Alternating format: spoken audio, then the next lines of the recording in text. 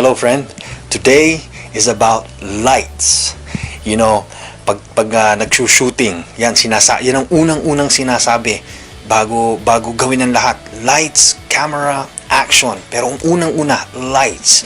You know, in life, if you want to succeed, you need lights. Ano ibig sabihin natin ito? You need clarity. You need to know where you want to go. You know, imagine if there is a reporter na magpupunta sa bahay mo, and he will interview you right now and ask you 20 years from now, where do you see your life? What do you want to do with your existence? Ano ang gusto mong mangyari sa buhay mo? You know, many people do not know what they want in life. You know, they're very vague in what they want to achieve in life. But sabi nga ni Jim Rohn, we need clarity. Clarity is power.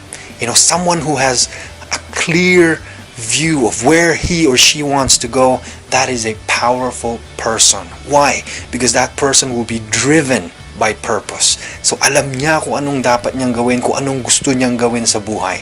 Friend, we need clarity. If you want to succeed in life, if you want to really reach your goal, you need clarity. God bless you.